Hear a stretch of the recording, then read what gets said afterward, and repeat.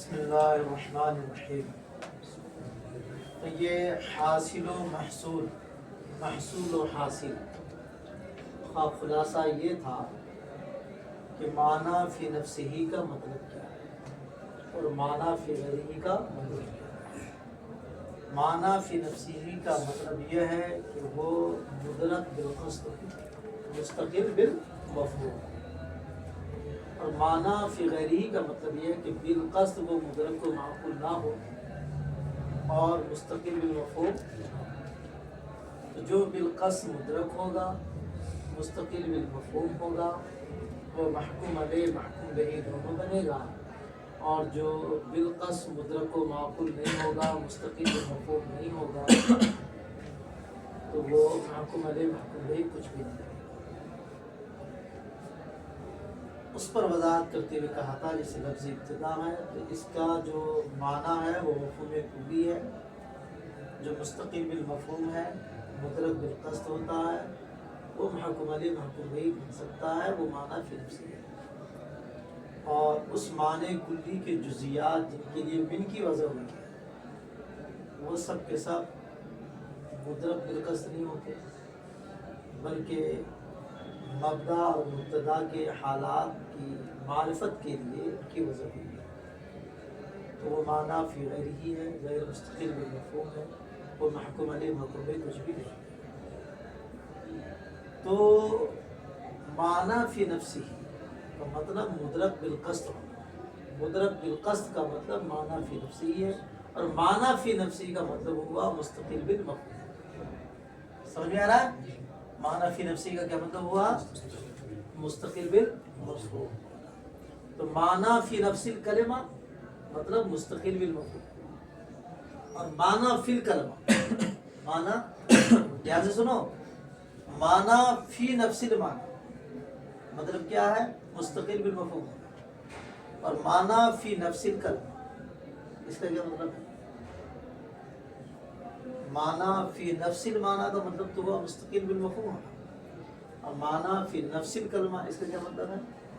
تو اس کا مطلب ہے معنی فی نفس الکلمہ کا مطلب ہے کہ اپنا معنی خود بتانا، دوسرے کلمہ کو ملانے کی ضرورت کے بغیر، دوسرے کلمہ کو ملانے کی ضرورت کے بغیر، دوسرے کلمہ کو ملائے بغیر اپنے معنی پر کیسے دلالت کرے گا؟ وہ کیوں دلالت کرے گا؟ کہ مستقل بالمفہوم ہونے کی وجہ سے، کیا ہونے کی وجہ سے؟ تو معنی فی نفس الکلمہ کا مطلب کیا ہو؟ دوسرے کلمہ کو ملائے بغیر وہ معنی سمجھ میں آ جائے۔ کیوں سمجھ میں آئے گا؟ مستقل بالمفہوم ہونے کی وجہ سے۔ تو معنی فی نفس الکلمہ کا مطلب بھی بنا مستقل بالمفہوم، یعنی معنی فی نفس المعنی کا بھی مطلب ہے مستقل بالمفہوم ہونا، اور معنی فی نفس الکلمہ کا بھی مطلب کیا بنتا ہے جا کے لاسٹ میں؟ مستقل بالمفہوم ہونا۔ تو معنی فی نفس المعنی اور معنی فی نفس الکلمہ دونوں میں کوئی فرق نہیں۔ سمجھ میں آ گیا؟ دیکھو، وَإِذَا عَرَفْتَ هَذَا، جب آپ یہ جان گئے معنی فی نفسہ کا کیا مطلب ہے اور معنی فی غیرہ کا مطلب کیا ہے، سنو،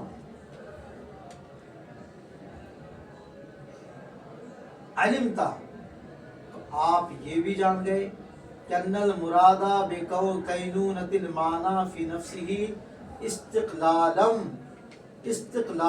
بالمفہومیت، کہ معنی فی نفسہ ہونے سے مراد ہے مستقل بالمفہوم ہونا۔ سمجھ رہے ہو؟ ان المراد بکینونۃ المعنی فی نفسہ استقلالہ بالمفہومیت، معنی فی نفسہ یعنی معنی فی نفس المعنی کا مطلب ہے مستقل بالمفہوم ہونا، اور معنی فی نفس الکلمہ کا کیا مطلب ہے؟ کلمہ کا اپنے معنی پر دلالت کرنا بغیر کسی کی ضرورت کے۔ کیوں ایسا ہوگا؟ کہ مستقل بالمفہوم ہونے کی وجہ سے۔ وہ بکینونۃ المعنی فی نفس الکلمہ، اور معنی فی نفس الکلمہ ہونے سے مراد کیا ہے؟ دلالتہا علیہ من غیر حاجت الی ضم کلمۃ اخری الیہا، کہ اس کلمہ کا اس معنی پر دلالت کرنا اس کلمے کے ساتھ دوسرے کلمے کو ملانے کی ضرورت کے بغیر۔ تو دوسرے کلمہ کو ملانے کی ضرورت کے بغیر وہ کلمہ اس معنی پر دلالت کیوں کرے گا؟ استقلالہ بالمفہومیت، مستقل بالمفہوم ہونے کی وجہ سے. تو معنی فی نفس المعنی اور معنی فی نفس الکلمہ دونوں کا مطلب سیٹ ہے، مستقل بالمفہوم ہونا. آگے سمجھ میں؟ اب سنو، وہی بتا رہے ہیں کہ معنی فی نفس المعنی اور معنی فی نفس الکلمہ دونوں کا مرجع مقصد ایک. فمرجع کینونۃ المعنی فی نفسہ و کینونۃ فی نفس الکلمہ. تو کرے معنی فی نفسی ہونے کا مطلب اور معنی فی نفس الکلمہ ہونے کا مطلب کیا ہے؟ الدلالۃ علیہ، یعنی کینونۃ فی نفس الکلمۃ دالۃ علیہ. یعنی سنو، معنی فی نفسی ہونے کا مطلب وہ کینونۃ فی نفس الکلمۃ دالۃ علیہ، اور کلمہ کا یعنی معنی کا اس کلمہ کے نفس میں ہونا جو کلمہ اس پر دلالت کر رہا ہے. دونوں کا مطلب کیا ہے؟ الی امر واحد، دونوں کا مرجع ایک ہے. وہ کیا ہے؟ وہو استقلالہ بالمفہوم، وہ مستقل بالمفہوم. آگے سمجھ میں؟ اب سنو دھیان سے، گفتگو وہاں سے یہ بات بڑھی تھی. الاسم ما دل علی معنی فی نفسہ، ضمیر لوٹے گی کدھر؟ تو مصنف شارح نے کہا تھا کہ یہ معنی کی طرف بھی لوٹ سکتی ہے اور ماں کی طرف بھی لوٹ سکتی ہے، مگر ماں کی طرف انہوں نے لوٹا ہے. اور خود مصنف نے جو مفصل کی شرح ایضاح لکھی ہے انہوں نے ضمیر لوٹایا معنی کی طرف. کدھر لوٹایا؟ اب سوال یہیں پیدا ہوگا کہ مصنف لوٹا رہے ہیں معنی کی طرف، آپ مصنف کی کتاب میں لوٹا رہے ہیں ماں کی طرف یعنی کلمہ کی طرف. تو ایسا کیوں کر رہے ہیں؟ تو اس کا وہ جواب دے رہے ہیں کہ ہم ماں کی طرف لوٹا ہے یا معنی کی طرف لوٹا ہے. لوٹ تو دونوں طرف سکتی ہے اور مراد بھی ایک کیا ہوگا؟ مراد بھی ہاں، یعنی معنی فی نفس الکلمہ رہے یا معنی فی نفس المعنی رہے، دونوں کا مطلب بنے گا مستقل بالمفہوم ہونا. یہ الگ بات ہے کہ مصنف نے ایضاح میں کدھر لوٹایا ضمیر کو؟ معنی کی طرف، اور شارح بتا رہے کدھر؟ ماں کی طرف. تو شارح کی طرف دونوں طرف لوٹ سکتی ہے لیکن بہتر کدھر ہے؟ ماں کی طرف. اب وہ ادھر لوٹا رہا، آپ ادھر لوٹا رہے ہیں، تو کرا کسی طرف لوٹا ہے مطلب ایک ہوتا ہے، مطلب الگ الگ نہیں. سمجھ میں آ رہا؟ اس لیے شارح ماں کی طرف لوٹا. اب ماں کی طرف لوٹانا بہتر ہے، بتائیں گے ابھی. آ رہا سمجھ میں؟ دیکھو تو کہہ رہے ہیں ففی ھذا الکتاب الضمیر المجرور الذی فی نفسی، اس کتاب میں وہ ضمیر مجرور جو نفسی ہی میں ہے اس میں احتمال ہے کہ یہ معنی کی طرف لوٹ جائے، یہ بھی احتمال ہے کہ کلمہ ماں کی طرف، دونوں کا احتمال. یحتمل ان یرجع الی مل موصولۃ، احتمال ہے کہ ضمیر لوٹے مائے موصولہ کی طرف، التی ہی عبارت عن الکلمہ، جو کلمہ ہی سے عبارت ہے یا جس سے مراد کلمہ ہی ہے، اس ماں سے مراد وہ حاضہ ہو ظاہر، یہ ظاہر. دوبارہ سن لو، ضمیر کدھر لوٹے گی؟ اس کتاب میں ماں کی طرف کدھر لوٹے گی؟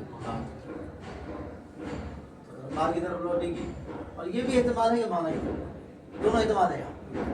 لیکن لوٹ رہا کدھر رہے ہیں؟ یہ ماں کی طرف. مصنف کدھر لوٹائے تھے؟ معنی کی طرف. یہ کہہ رہے ہیں ماں کی طرف لوٹانا زیادہ بہتر ہے. اگر ماں کی طرف زیادہ لوٹانا بہتر ہے، لوٹانا زیادہ بہتر ہے، تو اسی کتاب کی مصنف کی ہے، انہوں نے وہ مفسر کی شرح میں ماں کی طرف کیوں، معنی کی طرف کیوں لوٹایا ہے؟ تو سنیے، وجہ یہ ہے کہ مصنف کی کتاب میں دلیل حصر جو بیان کیا ہے مصنف نے، خود مصنف نے وہاں ضمیر لوٹایا ہے کلمہ کی طرف. کدھر لوٹایا؟ آپ ادھر دیکھ لو دلیل حصر میں،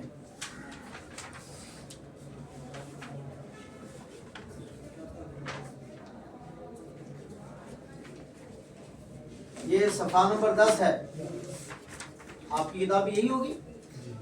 لِأَنَّهَا الْكَلِمَةُ لَمَّا كَانَتْ مَوْضُوعًا کیا ہے موضوعًا لِمَعْنًى وَالْوَضْعُ يَسْتَلْزِمُ إِمَّا مِنْ صِفَتِهَا أَن تَدُلَّ عَلَى مَعْنًى فِي نَفْسِهَا ہے مؤنث کی ضمیر ہے نا، تو مؤنث کی طرف لوٹے گی، معنی کی طرف، معنی تو مذکر ہے، معنی کی طرف کیسے لوٹے گی؟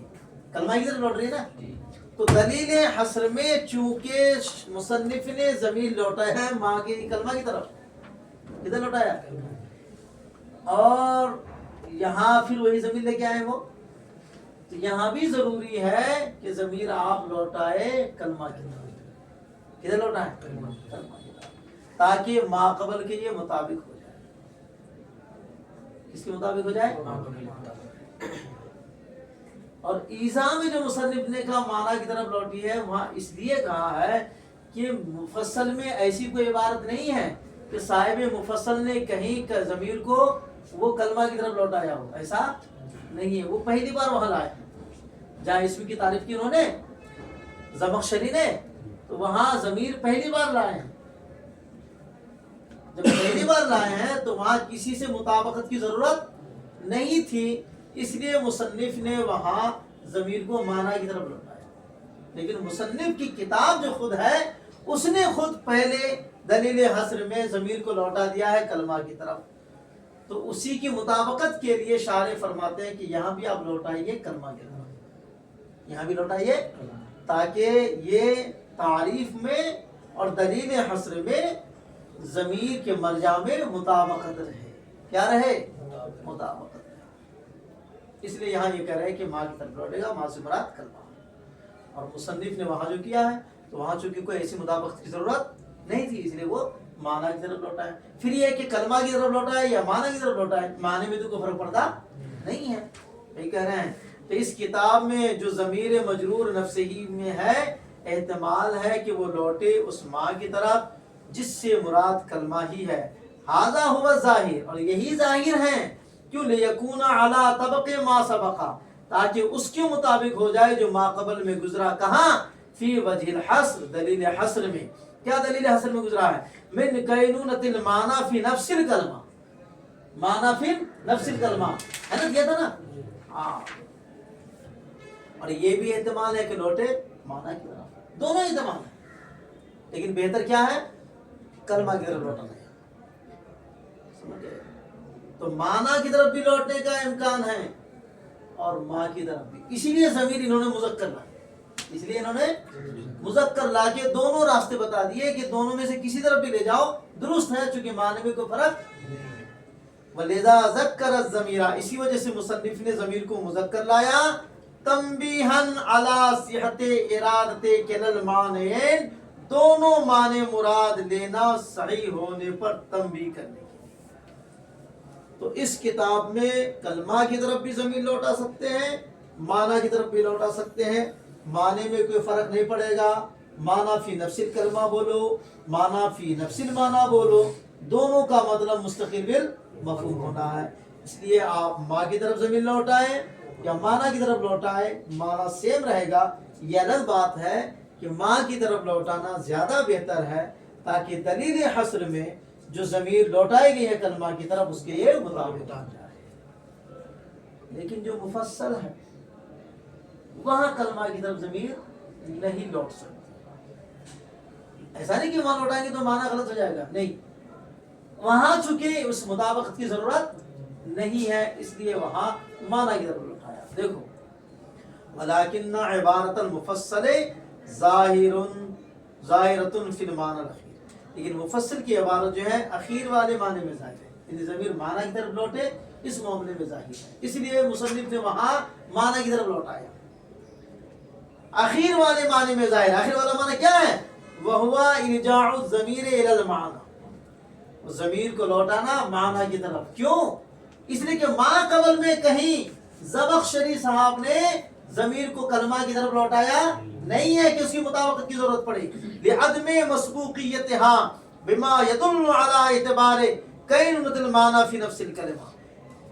لِعَدْمِ مَسْبُوقِيَّتِهَا، ما قبل میں کوئی ایسا لفظ نہ ہونے کی وجہ سے جو دلالت کرے معنی فی نفس الکلمہ ہونے کے اعتبار پر. ध्यान से तर्जुमा सुनो, लिअदम मसबूकियत, यहाँ मा कबल में कोई ऐसा लफ्ज ना होने की वजह से जो लफ्ज दलालत करे माना फी नफ्सिल कलमा होने के एतबार पर, यानी मा कबल में ज़मख़शरी ने कहीं भी ज़मीर कलमा की तरफ नहीं लौटाया है कि उसकी मुताबकत के लिए यहाँ हम ज़मीर लौटा दे, शारे मुसन्निफ लौटा देते कलमा की तरफ, ऐसा कोई मामला नहीं था।